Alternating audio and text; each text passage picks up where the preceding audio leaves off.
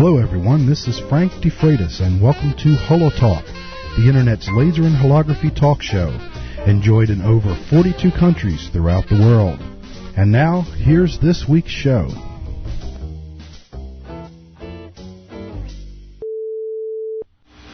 Hello. Good morning, is this Dave? Yes, it is. How are you, Dave? It's Frank DeFreitas. Hello, Frank. How are you? Doing good.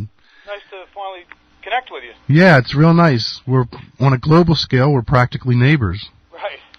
How are you today, this morning? Pretty good. Pretty good. Are you up for doing a show? Sure. I'm sure everyone's interested in learning about this dichromate holography that you do. Sure.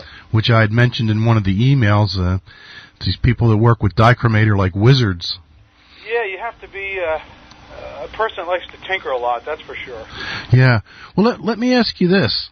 With it being so easy to just pick up the phone and have a box of silver halide plates delivered to our doors and pop them in a plate holder and do an exposure, what's the attraction to dichromate for you? The overall brightness you can really achieve, and the ability that I don't have to buy any film. Basically, we can make our own, and that has a real advantage as long as the film works good. You have to get, you got to get your coating down, and you got to get, your exposures all really for every batch. You really have to adjust, and once you can get past those hurdles, then it's you kind of say to yourself, well, why do I have to go get film? Well, there's certainly a big difference between the films. Obviously, silver halide's much more sensitive, and you end up with a lot less noise. What laser are you using for this dichromate there? Well, I got a couple lasers, but the one I'm particularly fond of these days is the Coherent 315. It's 100 milliwatts with 532 nanometer output, and the thing has got meters and meters of coherence to it. So wow.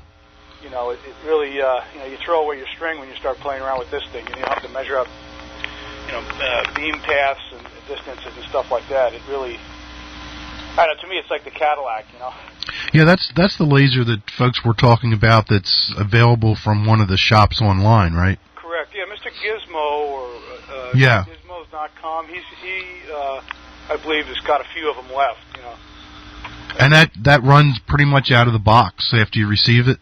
Yeah, all I had to do was get I'm kind of going from my memory, but I think it was a 24-volt power supply, DC power supply. I see. And, you just plug that little sucker in, and off it goes. I had to remove the unit out of a box, a light box that it came in with, a couple other servos and a wave plate, and I provided a little bit of a cooling fan on it, because it does get a little hot, so they recommend you keep it cool. It's been running, I've had it, almost 2 years now. Wow. And the thing's running great. It's running right now in the basement, as a matter of fact. So you're exposing this dichromate that you put together with green, am I correct? Correct. Yeah.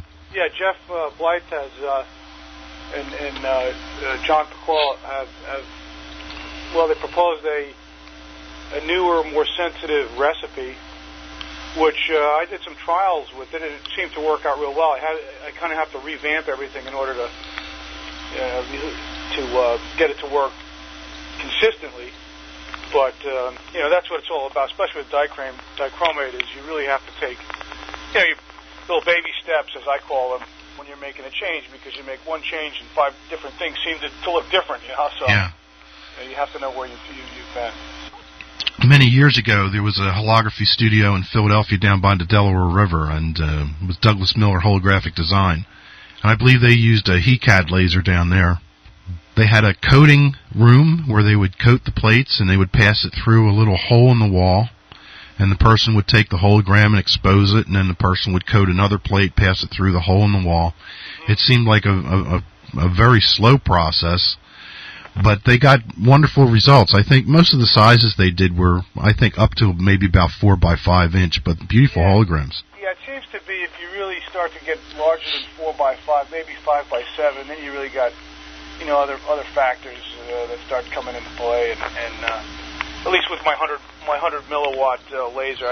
Probably if I had an argon, a couple of watt argon or something like that, it would certainly behave a little bit differently. But it's for the hobbyist, it's a great laser to use, and it's always a challenge. With this thing, I don't know if you've seen Sally Weber's holograms. She recently had a nice display at the Holo Center in New York, and she had some really good-sized holograms. I'm not sure, but they were probably 60 by 30 or 60 by 40 centimeters. Wow. And apparently she was shooting her H2s in her basement with the same coherent laser, 315. So I see. It's quite versatile, Yeah. But getting back to the dichromate, it's it's kind of one of those hobbies. I don't recommend it for anybody, but once you master it, if you will, it really is a satisfying hobby. On a scale of 1 to 10, compared to someone just doing what I would say traditional holography, where would you say the difficulty level is? I imagine it's with the formulations and the coating, but I imagine humidity and everything plays a role in it, doesn't it? Absolutely. It all comes to play, and probably the coating, because that's where it initially starts off. The formulas, you have a lot you can kind of refer to in books and articles online, etc. So you can kind of keep trying, but you'll have everything going along really good one day. Then you go downstairs the next day and you shoot something, and nothing's working. So you got to say, let's see, was it the weather? Let's see, was there rust in the bath water? Who knows what it is? So, then you have to be able to say, okay, well, where did things go wrong, and start back from scratch again. So if you lose your way, it can be difficult to come back and be very frustrating. So you really, my coating. When I first got the 315 laser, I spent 6 months or 8 months in my kitchen coating pieces of glass with just gelatin to try and get the proper procedure. Yeah. And finally was able to, get to a point where I'm satisfied with my coating. Is it a relatively safe process? Well, the ammonium dichromate is a toxic chemical for sure. And then, is it similar to potassium dichromate? Yeah. Yeah. Potassium, ammonium dichromate, any of the dichromates, heavy metal. Yeah. So, you want to neutralize anything before you, put it down the sink, which I don't recommend really anybody doing. I do my best not to put anything in the groundwater. And then, you also have hot alcohol bath. Some guys that have multiple hot alcohol baths. That's never a really fun thing to have, without ventilation, and possibility of a fire always exists, so you have to be careful with that. But past all those hurdles, it's a great hobby. As long as you don't burn down your house, you're okay. How long have you been doing this with dichromate? I'm sorry? How long have you been doing this with dichromate? Well, it's funny. My inspiration many years back, 15 years back, is I had the chance to go work with Lee Lacey, who's a really good holographer and an excellent, extremely excellent dichromate holographer, and worked for just a couple of days with him, and he was just enough to inspire me that, if I could ever get my hands on a blue laser, well, in those days it was a blue laser, yeah, I would take the plunge, and then, lo and behold, 15, 20 years later, these green lasers are popping up on the surplus market for. Well, they were going for 1,000 or 12. Now they're up, I think, a little bit higher. Yeah. So, I have a couple watt argon here. I have a Lexel 88. It's just sitting here. Yeah. So I imagine I'd be in pretty good shape if I ever wanted to give it a shot. Oh, absolutely. Yeah, if you want to give it a shot, I can send you some plates out, and you can see if you can, see what you can produce. Yeah, I don't even have it hooked up yet. It's got 220 triple phase and so many gallons of water a minute. Yeah, that's what's so amazing about the. The keycads are good too, except you never see them anywhere. Yeah, I have one downstairs, and I think it has a coherence length of 2 centimeters or something. So it's kind of difficult. If you're going to do contact copies or proximity copies, that would probably be the way to go because it'll go a lot quicker. But you really need something that's got some coherence length if you're going to do any kind of imaging,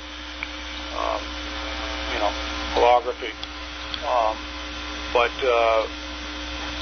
so I guess you saw my third place dichromate contest Yeah, it was a real screamer. Yeah.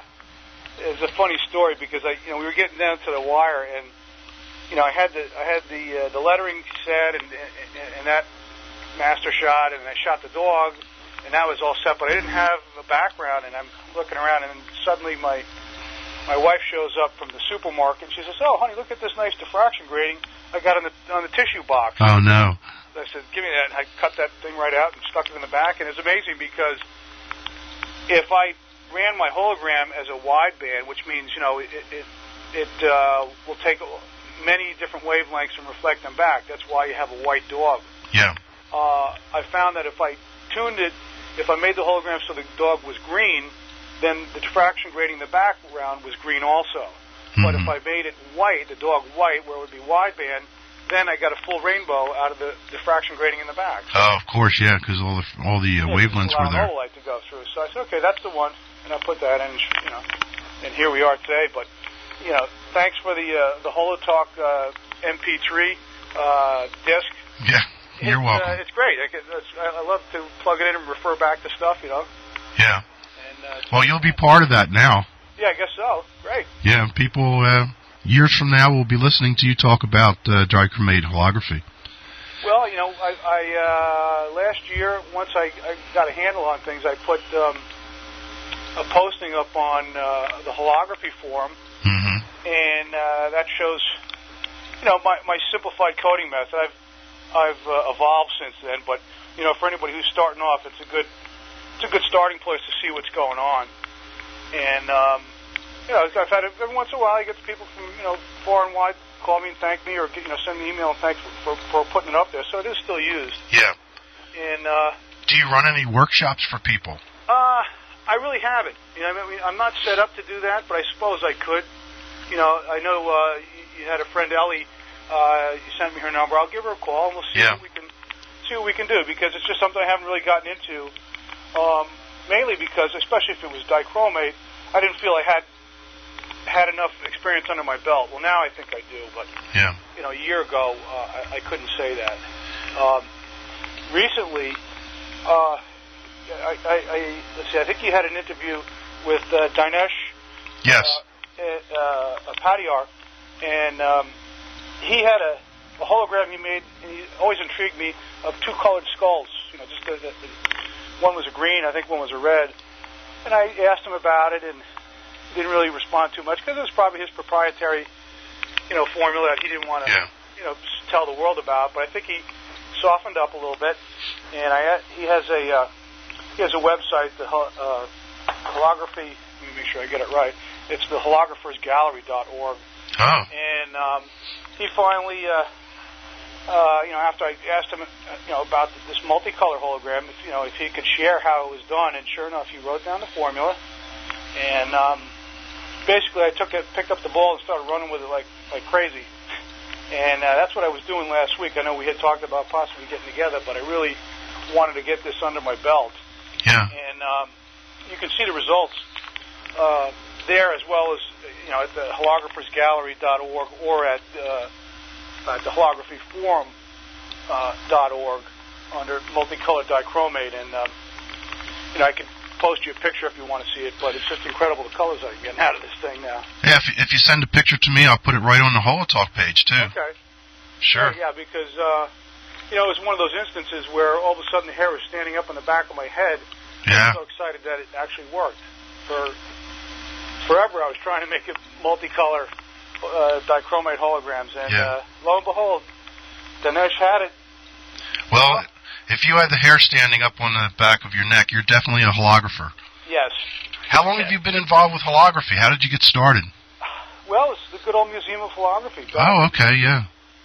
Back in the day, in my early high school days, I think I was probably maybe the first or the second year that it was open. I was a member, and then just ever since then, I've been bitten by the bee. I had an Aerotech, like 3 milliwatt laser. I think. Oh, okay. I think between the power supply and the tube, the OEM tube, I think it cost me $400. I believe it. Yeah.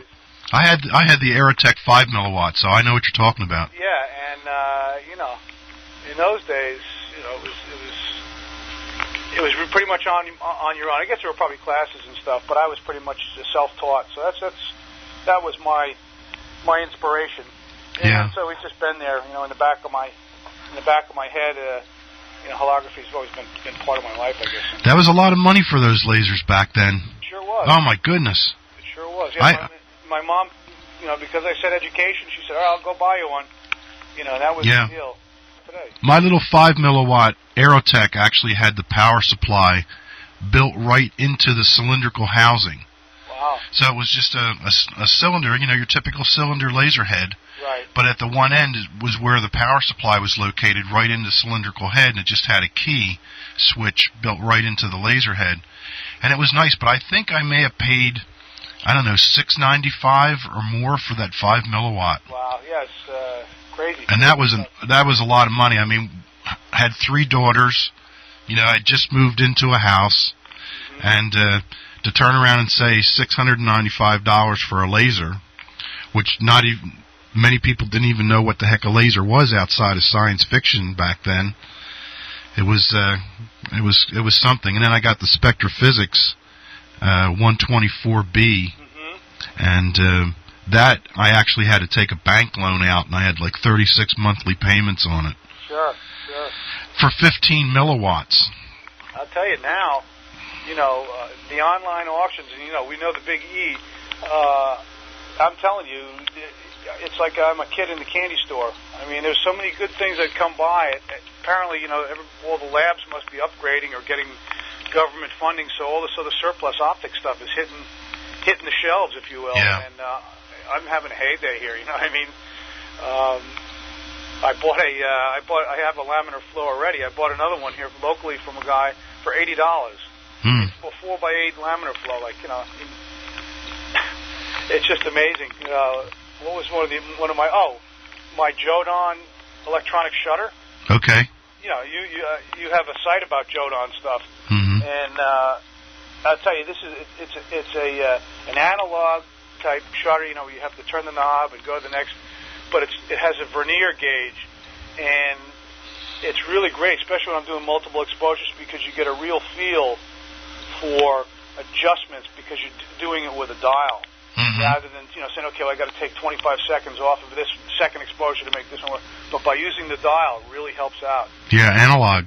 Yeah, it's a good old analog. Like 1950s black and white science movie or something. Yeah, well, it's funny because this shutter is a really great shutter, and it also has a detector head, and it didn't come. I remember that. Yeah. It didn't come with the detector head, but I would love to buy one. So I said, well, maybe I could put one together from another one, and I called up over at Jodan, and they have no record. They didn't keep any of the electronics.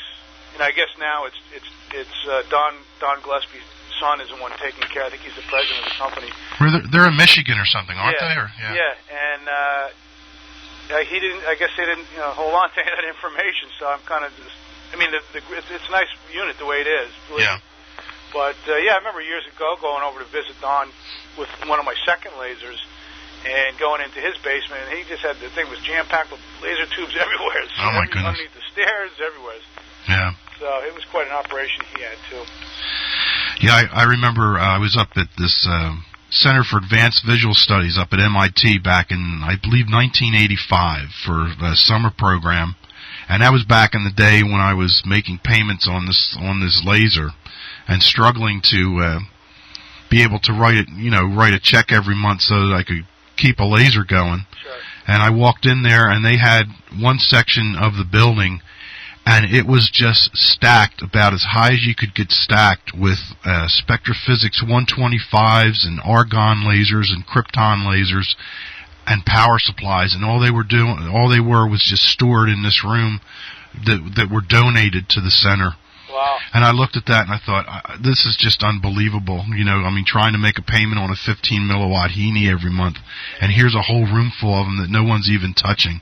Yeah, I know. And I'm sure there's plenty of places like that throughout the country. Yeah. But yeah, once in a while you see a HeatCAD show up on eBay or one of the electronic sales guys, and 9 times out of 10, because I bought a couple of them. Oh, really? They either arrive broken, or they've lost all the cadmium. Has all been dissipated. It doesn't really dissipate out, but it becomes hard and it goes onto the walls. Yeah. So, but I got lucky and I got one that works pretty well. And what's it putting out? They weren't very powerful lasers. Yeah, I think I'm thinking it may put out 15 watts. I don't really have a proper procedure to test it. 15 milliwatts. Yeah. 15 watts would be nice. No, yeah, 15 watts. I'd have to take a loan out for the electricity to run it. Yeah. But it's nice to have a plug-and-play laser compared to years ago. Actually, where I did some of my early dichromate work was with Mort Siegel, his son Mark Siegel, Spatial Images International, I believe. It's over here in Long Island. Yeah, those names are familiar. Yeah, I think Morton Siegel. He was probably at the first symposium on display holography, I think. Okay. And do you sell any of your work? No, well, not really. I've sold just a couple of pieces, more like artwork than just stamp it out. And that's where my love of holography is in the art application. Oh, okay. And there's certainly non-destructive and smart holograms, and there's plenty of security. But I was always intrigued by the art end of it. Yeah. Where, when you looked at the big, the big transmission, rainbow transmission holograms, which actually I was gearing up to do, and then I ran into this multicolored dichromate formula. Now I'm back to square one, trying to get a handle on this. So once I get this under my belt again, I'll probably go back over to switching over to silver. I keep saying that, but yeah.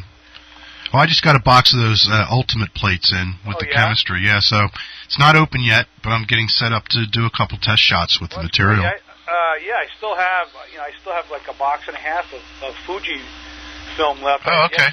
Since I've had this laser, I've shot hundreds of holograms, but I've yet to use a piece of film, purchased film.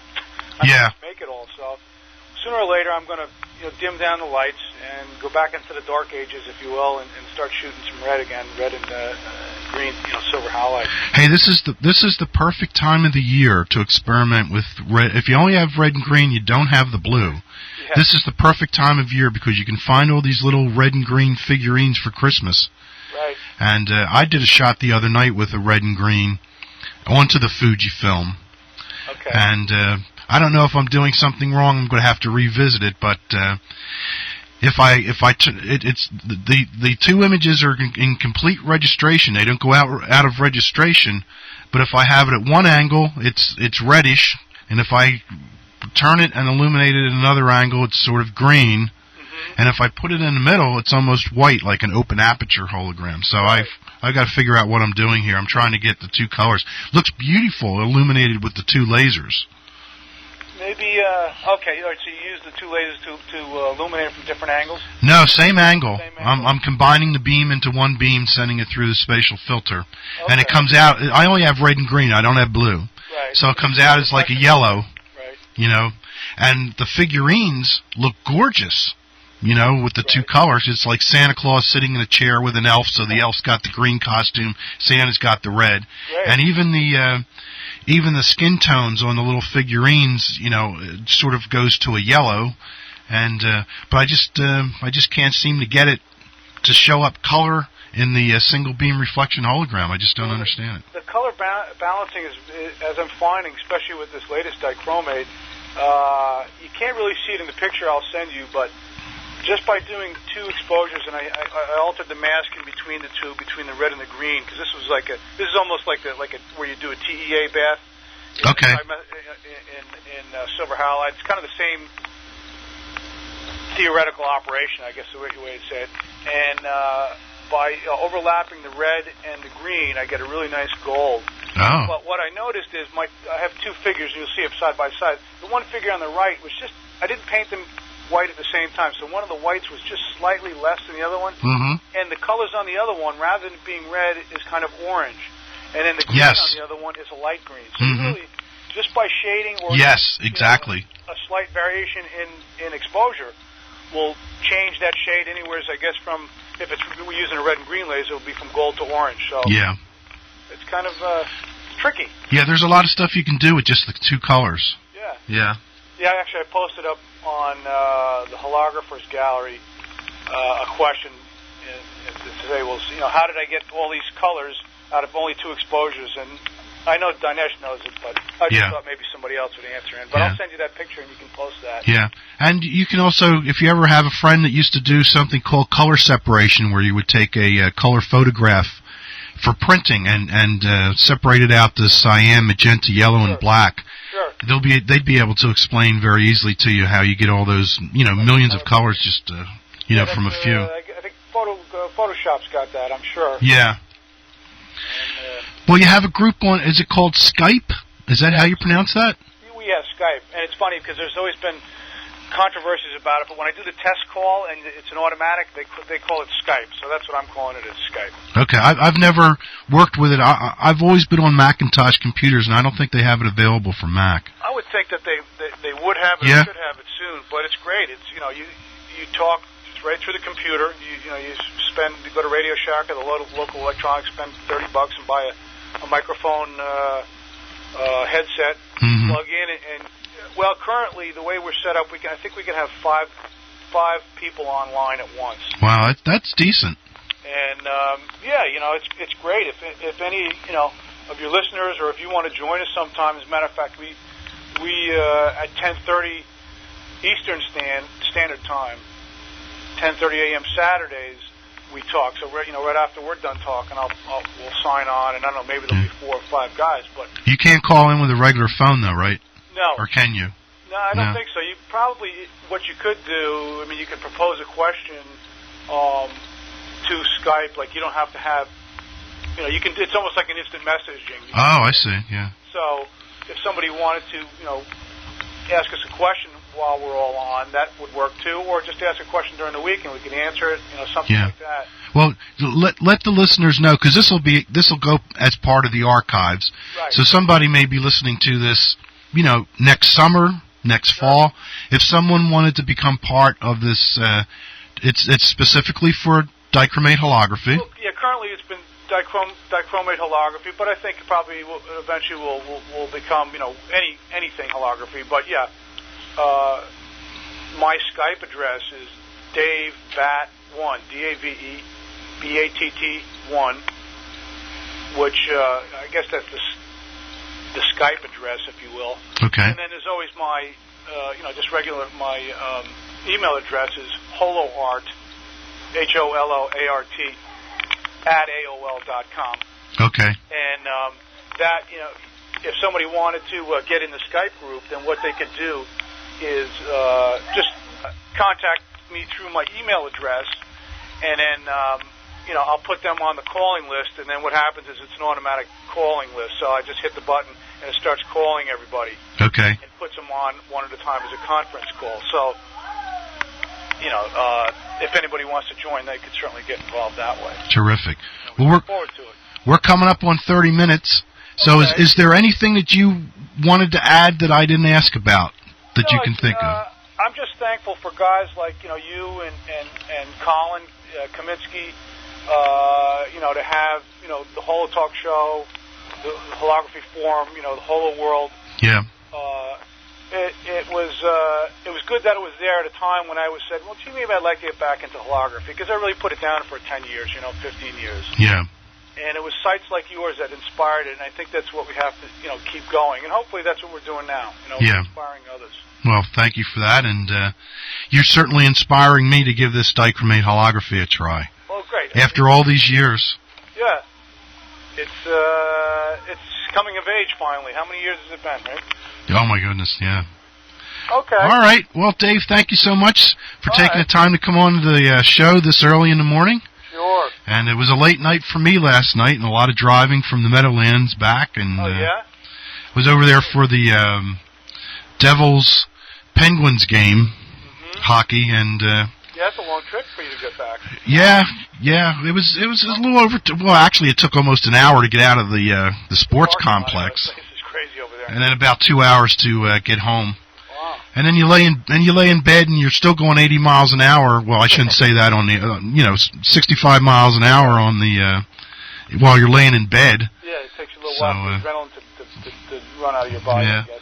Well, you have a great day, a great weekend, and thank you so much. And I have Michael Harrison later this morning at 11 o'clock. great. He's actually going to go up for this week because he's got his new store that he just opened online. Right. Yeah. And I thought it would be a good opportunity to get him on there since it's the season.